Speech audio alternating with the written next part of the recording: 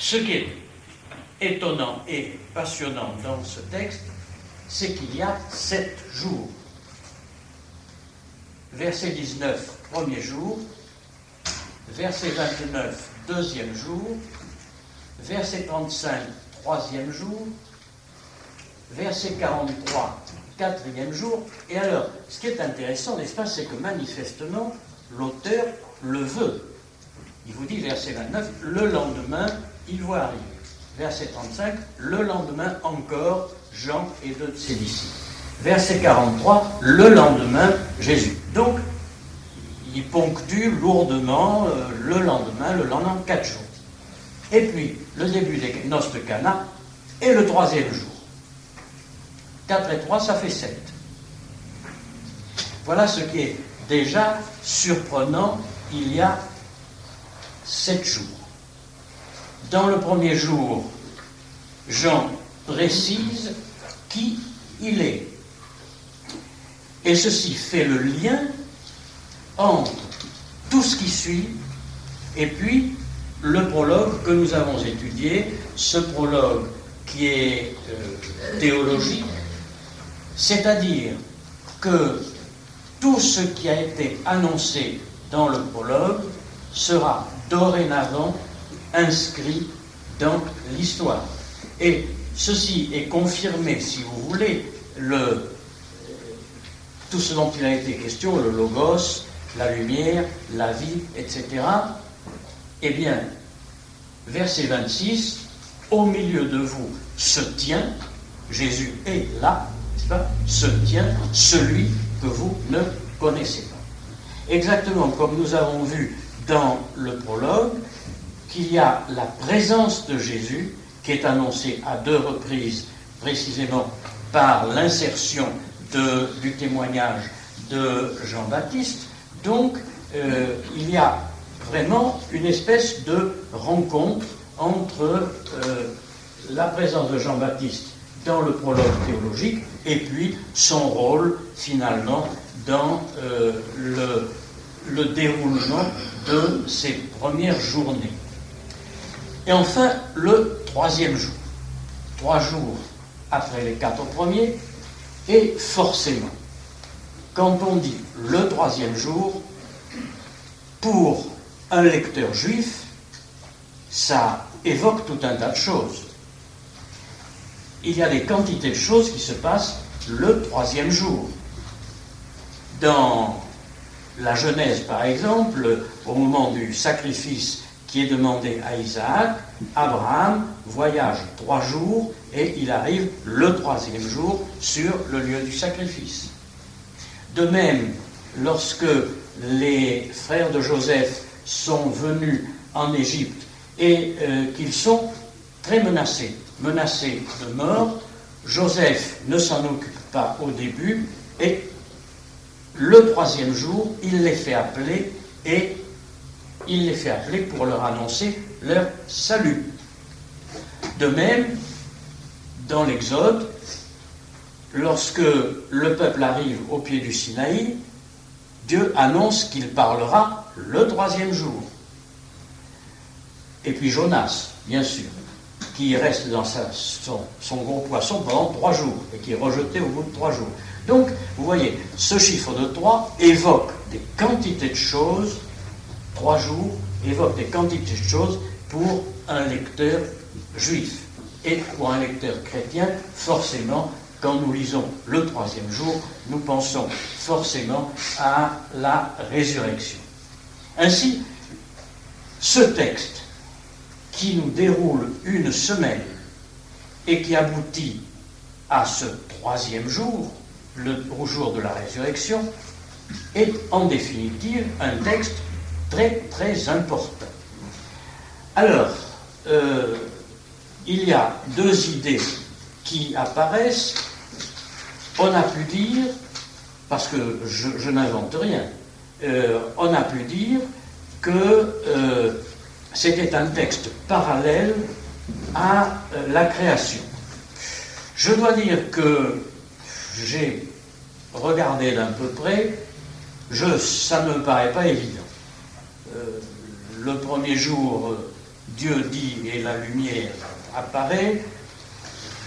De l'autre côté, c'est la déclaration de ce que Jean est la voix dans le désert.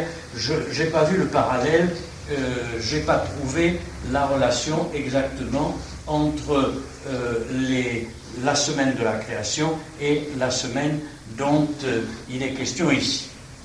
Mais ce qui reste indiscutable, c'est le 7e jour, le jour de la noce de Cana. Le 7e jour, c'est le sabbat. Et ce qui nous est alors annoncé dans ce texte qui se déroule sur une semaine, ce qui nous est annoncé, c'est la journée du grand sabbat. Le sabbat définitif, le grand accomplissement. Entre parenthèses, mais ça n'est pas sans importance, cela nous indique aussi que ce n'est pas du tout un récit réaliste. Ce n'est pas du tout un récit historique. Jean ne prétend pas du tout nous raconter ce qui s'est passé.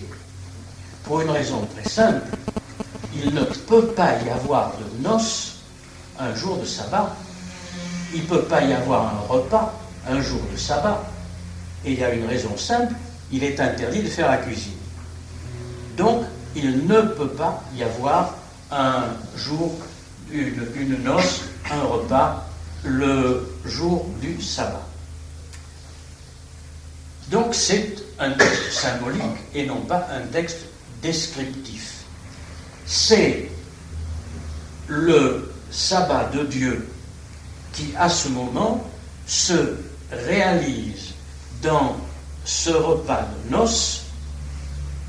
Et il faudra revenir sur cette idée de noces, et qui correspond exactement à la déclaration que nous lisons à la fin de la création. Dieu vit tout ce qu'il avait créé, tout était très bon.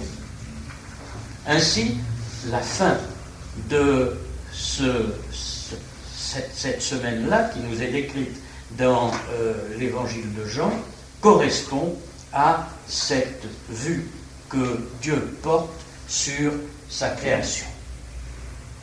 Donc ça, c'était une interprétation. La semaine, ici, correspond à la semaine de la création. Moi, je ne l'ai pas vue, sauf le sabbat qui est fondamental. Par contre, que ce soit, et c'est l'autre interprétation, la semaine inaugurale qui préface tout ce que Jean veut annoncer sur Jésus, alors, à mes yeux, c'est tout à fait certain. Nous sommes là, dans cette série de textes, en présence de l'accomplissement des prophéties. Il est l'agneau de Dieu, il est le porteur de l'Esprit, il est le Messie, et on verra à la fin, il est annoncé, vous verrez le ciel ouvert. Et puis viendra l'eau changée en vin, dont nous aurons à voir la symbolique. Donc, c'est une semaine inaugurale qui annonce en définitive tout ce que Jean veut dire dans son évangile. Et cela aussi est assez significatif. Une fois de plus, Jean ne nous raconte pas des histoires telles qu'elles sont arrivées. Ce n'est pas un historien, ce n'est pas Luc, n'est-ce pas? C'est un théologien qui nous donne le sens, qui nous donne la signification. Et enfin, dans la dernière remarque que je voudrais, préalable donc, que je voudrais faire, et qui confirme ce que je viens de dire, vient d'un commentaire d'un bibliste catholique, Xavier Léon Dufour, qui oppose justement les évangiles synoptiques et l'évangile de Jean de la façon suivante. la vie publique de Jésus est toujours, dit-il, préfacée par 3 tableaux. Mais il y a 3 tableaux dans les synoptiques que l'on retrouve semblables, et dans l'évangile de Jean, il y a aussi 3 tableaux, mais complètement différents. Alors, dans les synoptiques, il y a les 3 tableaux, la prédication de Jean, le baptême et la tentation. Dans l'évangile de Jean, ça c'est donc les trois tableaux qui inaugurent le ministère de Jésus. Dans l'évangile de Jean, ce n'est pas du tout la même présentation. Jean déclare immédiatement: c'est le Messie, c'est l'agneau de Dieu, c'est le Fils de Dieu. Ça, c'est le premier tableau. Il n'y a pas l'ombre d'une hésitation. Il est le Fils de Dieu, il est l'agneau de Dieu. Premier tableau. Le deuxième tableau, c'est la formation de la communauté des fidèles, qui se forme tout entière à partir, et nous aurons à y revenir tout à l'heure, du « venez et vous verrez ». Il y a deux hommes qui lui demandent « Maître, où es-tu » et il leur dit « Venez et vous verrez ». Et à partir de là va commencer la communauté des disciples. C'est le second tableau qui préface l'action de Jésus. Et le troisième tableau, ce sont donc les noces de Cana, où, nous est-il dit, se manifeste sa gloire. Donc, dès le début, il est déclaré pour ce qu'il est, et à la fin, sa gloire est manifestée, c'est-à-dire que, universellement, il est reconnu. Et c'est à partir de là que l'évangile de Jean va se développer. Par conséquent, vous voyez, c'est pas du tout une histoire qu'il raconte.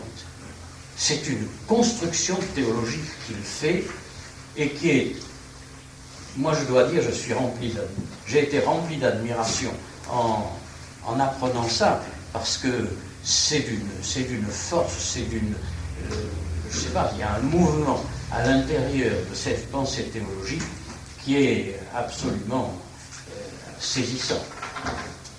Voilà alors mes premières remarques, et maintenant j'aimerais bien que vous disiez ce que vous en pensez, et je redis pour ceux qui sont arrivés en retard qu'ils ne doivent pas être le moins du monde gênés par le fait qu'il y a une caméra, et que ça ne doit absolument pas empêcher les questions.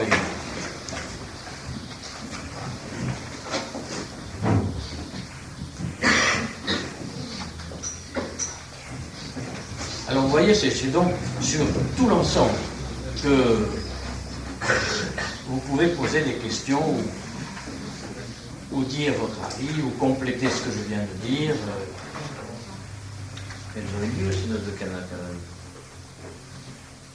Alors, vous savez, j'ai très souvent repris la réponse de Karl Barth au sujet du serpent. Qu'elles aient eu lieu ou qu'elles n'aient pas eu lieu, ça n'a pas d'importance. L'important, c'est ce qu'elles signifient. Voilà.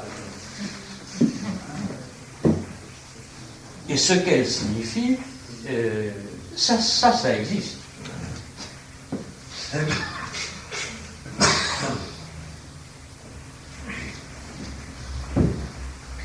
Pourquoi faut-il aplanir le chemin du Seigneur dans le désert? Que vient faire le désert dans la prédication des prophètes? Je pense qu'en réalité, ça rappelle d'une part l'errance du peuple juif, du peuple hébreu dans le désert, qui pour moi reste un problème insoluble, qu'il soit resté 40 ans dans le désert, dans ce désert qui est tout petit, et qu'en plus, et c'est ça que je ne comprends pas, qu'en plus Moïse connaissait parfaitement bien, parce que c'est l'endroit, donc vous savez que Moïse s'est réfugié chez les Madianites, et que les Madianites étaient des conducteurs de troupeaux, et que l'endroit où les Madianites allaient conduire leurs troupeaux, c'était le désert du Sinaï. Bon, alors, il y était resté des années, il connaissait ça parfaitement bien. Et qu'ils aient tourné en rond pendant 40 ans, moi je trouve ça prodigieux. Bon. Alors, il faut qu'il y ait quelqu'un qui ouvre un chemin pour que Dieu passe. Alors, c'est ça qui est la chose étonnante, nous aurons à y revenir, qu'un homme soit indispensable pour que Dieu fasse ce chemin. Moïse était indispensable pour que Dieu conduise son peuple. Si Dieu était indispensable pour que Moïse le conduise.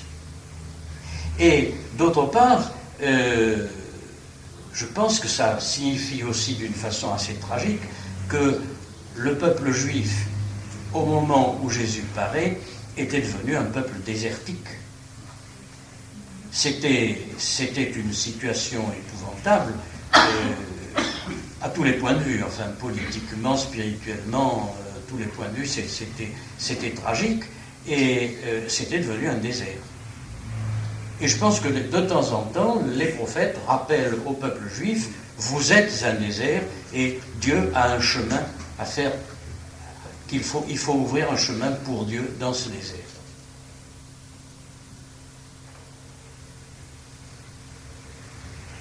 Pourquoi il est nécessaire à Jean de faire la publicité de la volonté? Pourquoi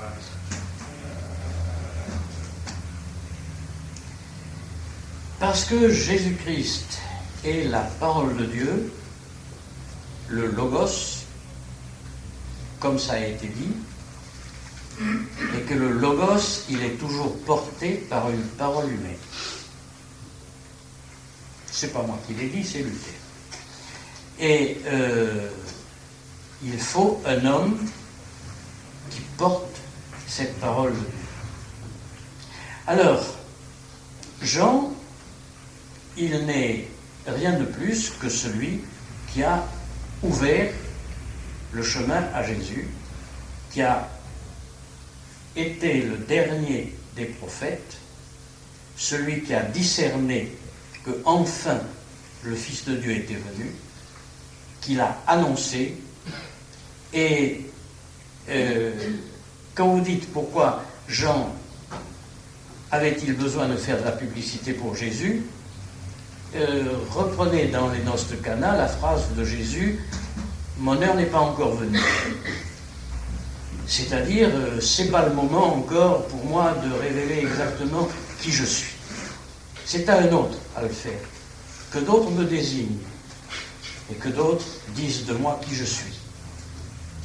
Et ça, c'est toujours le rôle actuel. C'est toujours le rôle actuel de l'Église et des chrétiens. Ils ont toujours à dire, lui, il est le Fils de Dieu.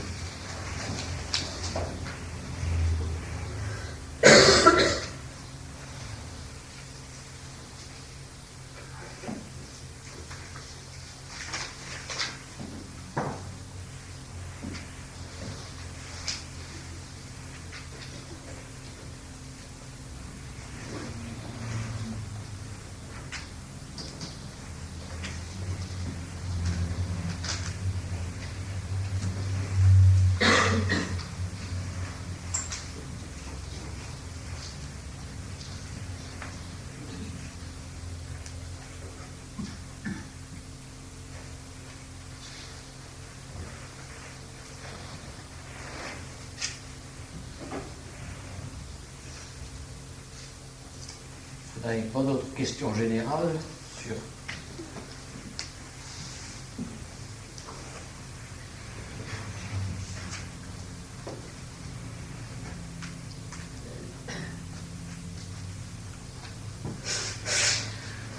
La notion d'immersion dans l'eau. Pardon? D'où était venue la notion de l'idée d'immerger dans l'eau? Alors, là, je ne vous réponds pas tout de suite parce que tout à l'heure, on verra la symbolique de l'eau dans les noces de Cana.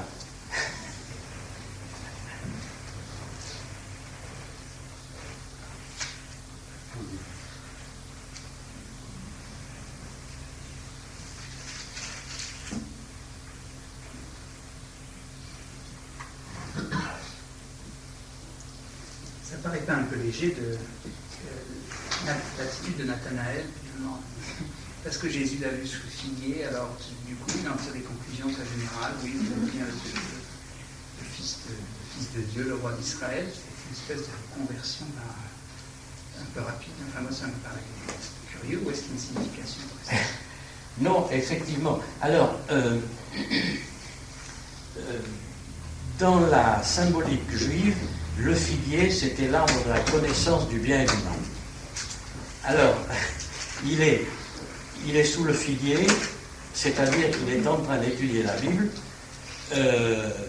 à la recherche du bien et du mal, et Jésus déclare de lui, n'est-ce pas, c'est un Israélite sans fraude. C'est-à-dire, ce n'est pas un hypocrite, ce n'est pas un faux croyant, et c'est peut-être quand même ça qui a atteint Nathanaël au moins autant que le figuier. Et ça voulait dire à Nathanaël, quand tu étudiais le bien et le mal sous ton figuier, tu étais injuste, tu étais juste. Et Nathanaël, recevant cette confirmation, lui dit, tu es le Fils de Dieu pour avoir reconnu ce qui était juste.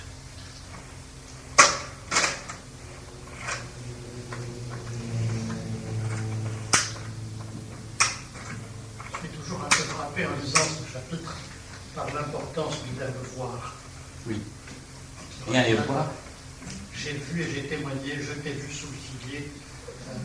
Et viens et vois. Viens et vois. C'est l'expérience concrète. C'est vraiment témoignage apostolique, ce que nous avons vu. Exactement. Témoignage.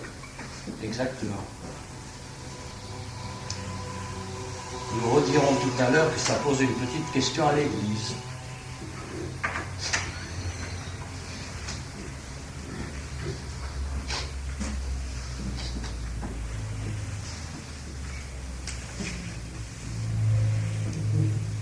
Alors, si vous voulez, nous allons donc prendre maintenant cette fin du chapitre 1, des versets 19 à 51. Je crois qu'il est peut-être quand même important que je le relise. C'est long, mais en fait, c'est beau. Et puis après l'éclairage que nous avons maintenant. Donc le premier jour, verset 19, voici l'attestation de Jean, quand les Juifs ont envoyé vers lui de Jérusalem des prêtres et des Lévites pour lui demander qui es-tu, et qu'il l'a reconnu et ne s'y est pas refusé. Il a reconnu, je ne suis pas le oint, le Messie, et ils lui ont demandé, quoi alors? Est-ce que tu es Élie? Et il a dit, je ne le suis pas. Est-ce que le prophète, tu l'es? Et il a répondu, non. Et ils lui ont dit alors, qui es-tu? Pour que nous donnions réponse à ceux qui nous ont envoyés. Que dis-tu de toi-même? Il a déclaré, moi, je suis la voix qui clame dans le désert, redresser la route du Seigneur, ainsi qu'a dit le prophète Ésaïe. Et il y avait aussi des envoyés de chez les pharisiens, ils l'ont questionné et ils lui ont dit, pourquoi donc baptises-tu ou immerges-tu si tu n'es ni le oint, ni Élie, ni le prophète?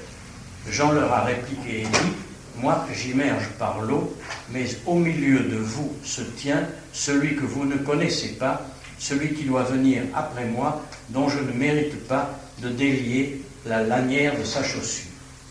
Cela s'est passé à Béthanie, de l'autre côté du Jourdain, où Jean était en train de baptiser. Le lendemain, deuxième jour, il voit Jésus venir à lui et dit, « Voici l'agneau de Dieu qui va enlever la faute des hommes. C'est de lui que j'ai dit, après moi, va venir quelqu'un qui a déjà passé avant moi parce qu'il était le premier. Et je ne le connaissais pas, mais c'est pour qu'il fût révélé à Israël que je suis venu immergé par l'eau. Et Jean en a porté l'attestation en disant, j'ai vu le souffle, l'esprit. Nous avons déjà dit, n'est-ce pas, que souvent que c'est le même mot roi qui désigne les deux choses. Descendre, telle une colombe du ciel, et elle est restée sur lui. Et je ne le connaissais pas, mais celui qui m'avait envoyé immergé par l'eau, celui-là m'avait dit, celui sur qui tu verras le souffle descendre et rester, c'est lui qui immergera par le souffle saint. Et j'ai vu, et j'ai attesté que c'est lui, le Fils de Dieu. Le lendemain encore, troisième jour, Jean et deux de ses disciples se tenaient là. Et fixant Jésus qui cheminait, il dit, voici l'agneau de Dieu. Et les deux disciples l'entendirent parler et suivirent Jésus. Jésus se retournant et les voyant le suivre leur dit, qu'est-ce que vous cherchez? Ils lui dirent, Rabbi, ce qui se dit en le traduisant, Maître, où restes-tu? Il leur dit, venez et vous verrez. Alors ils allèrent et ils virent où il restait, et ils restèrent près de lui ce jour-là. Il était à peu près 10 heures. André, le frère de Simon, était l'un des deux qui avait entendu parler de Jean et qui l'avait suivi. Il rencontre en premier son propre frère Simon et il lui dit, nous avons rencontré le Messie, ce qui signifie en le traduisant oint. Il le mena à Jésus. Jésus le fixant lui dit, tu es Simon, fils de Jean, tu t'appelleras maintenant Képhas, ce qui se traduit roc. Le lendemain, quatrième jour, Jésus était sur le point de partir en Galilée et il rencontre Philippe. Et Jésus lui dit, suis-moi. Philippe était de Bethsaïda, la ville d'André et de Roch. Philippe rencontre Nathanaël et lui dit, nous avons rencontré celui que Moïse dans la loi et les prophètes ont mentionné, Jésus de Nazareth, fils de Joseph. Et Nathanaël lui dit, est-ce que de Nazareth il peut y avoir quoi que ce soit de bon? Philippe lui dit, viens et vois. Jésus vit Nathanaël venir à lui et dit, voici vraiment un Israélite en qui il n'y a pas de fraude. Nathanaël lui dit, comment se fait-il que tu me connaisses? Jésus lui répondit, c'est avant que Philippe t'ait appelé et quand tu étais sous le figuier que je t'ai vu. Nathanaël lui répliqua, Rabbi, tu es le Fils de Dieu, tu es le roi d'Israël.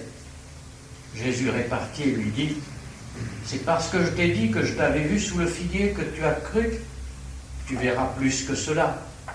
Et il lui dit, vraiment, vraiment, amen, amen, je vous le dis, vous verrez le ciel ouvert et les anges de Dieu monter et descendre sur le Fils de l'homme. Alors, il n'est pas question de tout voir dans ce texte parce que ça serait beaucoup trop considérable, mais seulement 3 ou 4 points principaux. D'abord, c'est que tout est centré ici sur le témoignage de Jean. Et les deux témoignages correspondent aux deux mentions de Jean dans le prologue. Vous vous rappelez, à 2 reprises, dans le prologue théologique, il est question de Jean. Or, ça correspond parfaitement.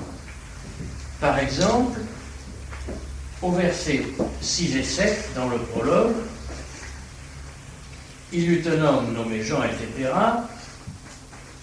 Il a porté attestation sur la lumière. Nous avons dit Outos en, celui-ci était la lumière, pour que tout le monde croit par son entreprise. Il n'a pas été lui-même la lumière, mais porte des témoignages à la lumière. Nous retrouvons exactement le même témoignage ici.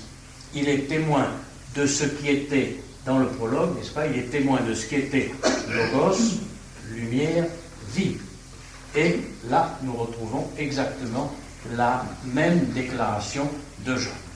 Et de même, un petit peu plus loin, quand il dit « Au milieu de vous se tient celui que vous ne connaissiez pas », eh bien, vous le retrouvez exactement aussi dans le prologue, au verset 15.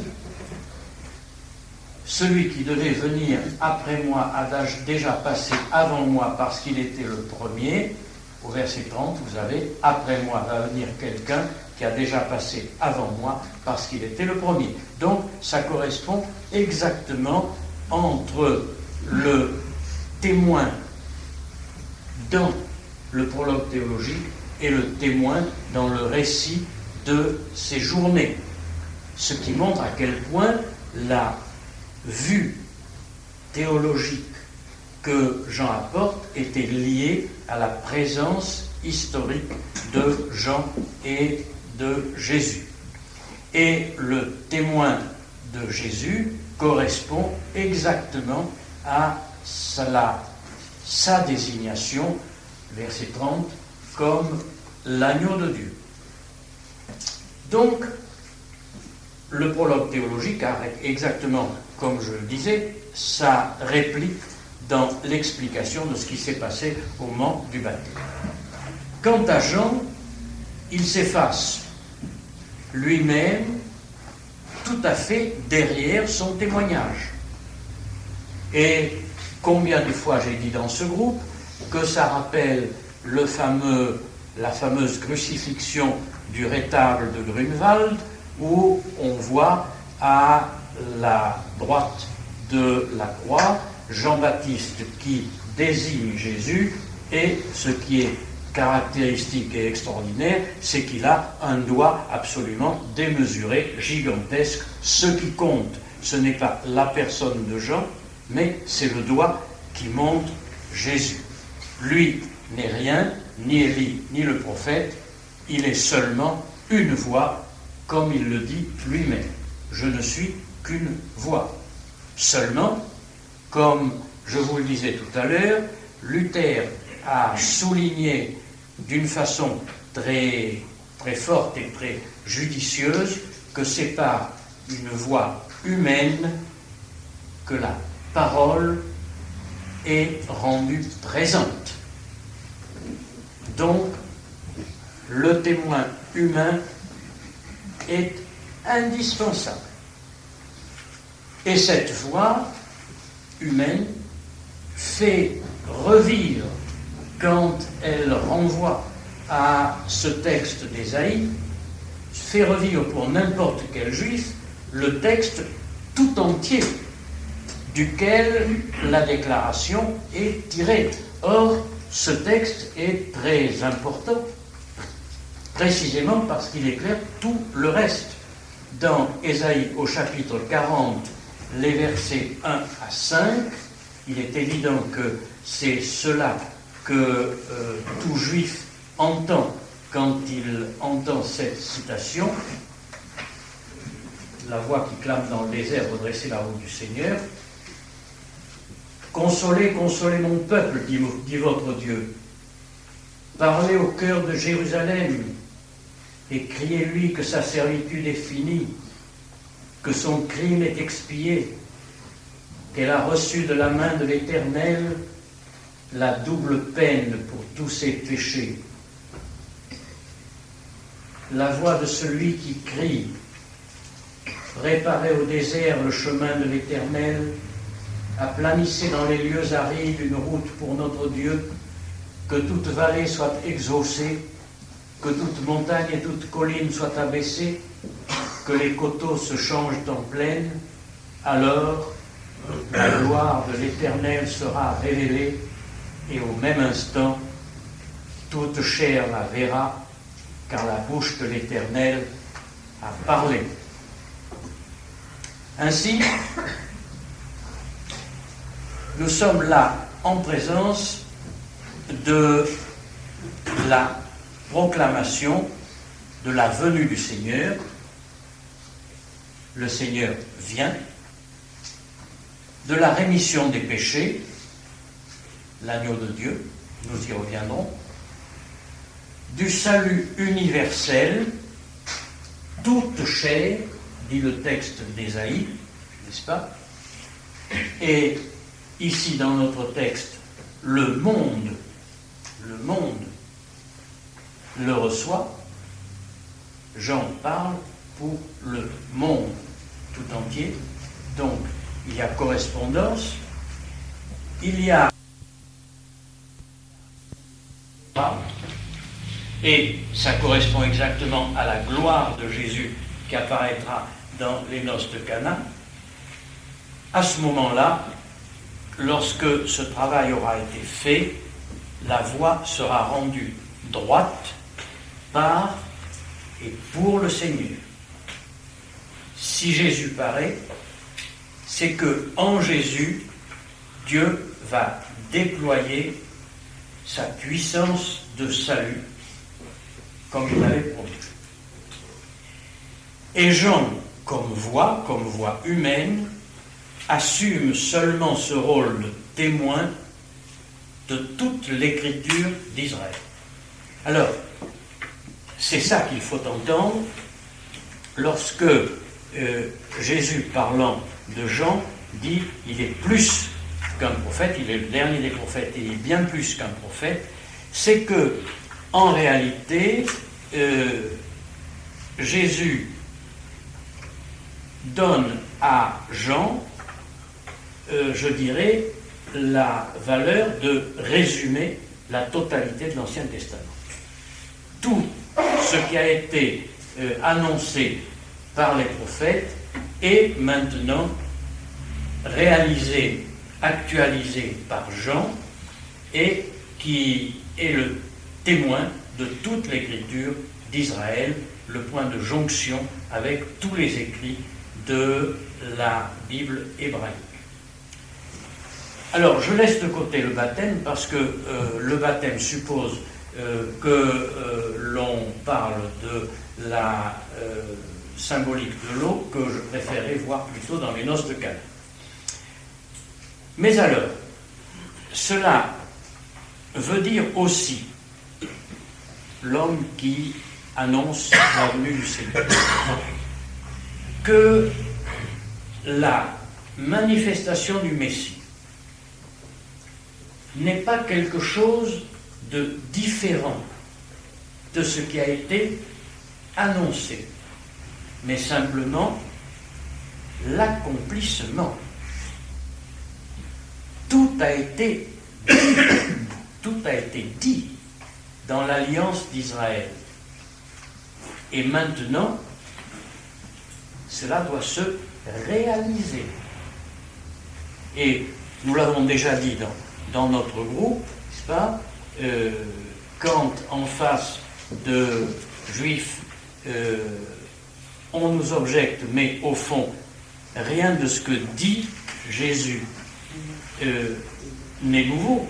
Ça se trouve déjà,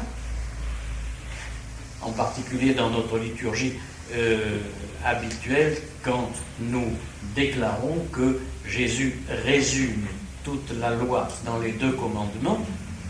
Ces 2 commandements, tu aimeras le Seigneur ton Dieu, tu aimeras ton prochain comme toi-même, qui sont dans le Deutéronome.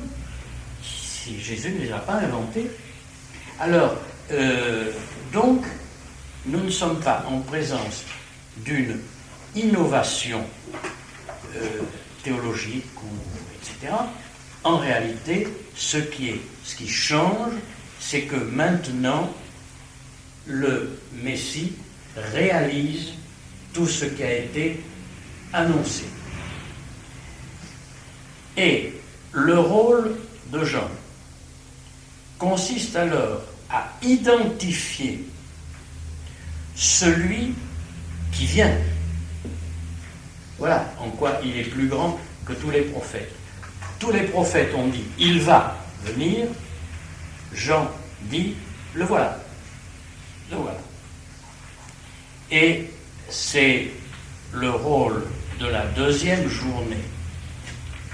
Mais si Jésus assume la totalité de la révélation de l'Écriture, alors il est beaucoup plus que, on a raison de le dire et de le répéter, un juif. On nous a dit et redit, et il faut le dire. Rappelons-nous que Jésus est un juif, c'est sûr. Mais bien plus, il est celui qui résume tout Israël, tout. Si bien que nous ne pouvons pas nous accaparer Jésus, parce que nous ne pouvons pas absorber le peuple d'Israël. Il est le peuple d'Israël. Et il est toujours à la fois le Messie d'Israël, loin d'Israël, et notre Seigneur. Mais nous n'avons absolument pas le droit de le kidnapper, en quelque sorte. Donc, Jean l'identifie. Et il l'identifie, rôle de la deuxième journée, avec un commencement, une fin de cette deuxième journée. Verset 29. Voici l'agneau de Dieu qui ôte le péché du monde. Verset 34. La fin de la deuxième journée, c'est lui, le Fils de Dieu. C'est énorme. Dans le même texte, d'avoir cet encadrement entre l'agneau et le Fils de Dieu. L'agneau. L'agneau, il correspond à ce que dit de lui, ce que dit du Messie, Ésaïe dans le chapitre 53 au verset 7. Et je crois que l'évocation, l'importance de l'agneau porte sur trois éléments. L'agneau, d'abord, c'est le sacrifice qu'Israël offre au temple quotidiennement. Alors, moi, ça me laisse toujours rêveur, n'est-ce pas, quand, et c'était pratiqué, c'est sûr, hein, quand on nous parle de la misère abominable, horrible, épouvantable, etc., il n'empêche qu'il tuait tous les matins un mouton. Hein. Bon. Donc, nous sommes en présence de ce sacrifice quotidien au temple, qui est un sacrifice de communion et de réconciliation. Communion avec Dieu et réconciliation entre les hommes. Ce qui implique une mort. L'agneau est sacrifié pour que tous puissent être réconciliés et communient avec Dieu. Mais, avec Jésus, la situation s'inverse. C'est-à-dire que jusqu'à présent, c'est l'homme qui offre le sacrifice de communion et de réconciliation et qui le donne à Dieu, que Dieu le fasse, et que maintenant, c'est Dieu qui donne l'agneau. C'est Dieu qui ôte, non pas des péchés, il fallait y recommencer chaque jour, ce sacrifice, mais maintenant, Dieu donne l'agneau absolu qui va ôter le péché du monde. Et dorénavant, ce sacrifice fait par Dieu même supprime la totalité des autres sacrifices. Nous pouvons faire des sacrifices, bien sûr, ça, il n'y a pas de problème. Mais il faut savoir qu'ils n'ont absolument pas de caractère, ni de salut, ni de pardon, ni de communion. Non, ça fait partie de notre vie, de faire des sacrifices. Donc, Jésus n'est pas une nouvelle victime cultuelle, mais il est celui par qui Dieu intervient pour se réconcilier absolument avec l'homme. Voilà le premier sens de l'agneau de Dieu. Le second, très net, très évident, très certain, forcément, il évoque l'agneau pascal. L'agneau que les Hébreux vont tuer lors de leur grand départ de l'Égypte. Et vous vous rappelez qu'avec le sang de cet agneau, ils font une croix sur leur porte et que l'ange de la mort qui va frapper dans les maisons des Égyptiens épargne les maisons sur lesquelles il y a la croix faite par le sang de l'agneau. Donc, il est celui qui, dorénavant, nous épargne la condamnation à mort. Et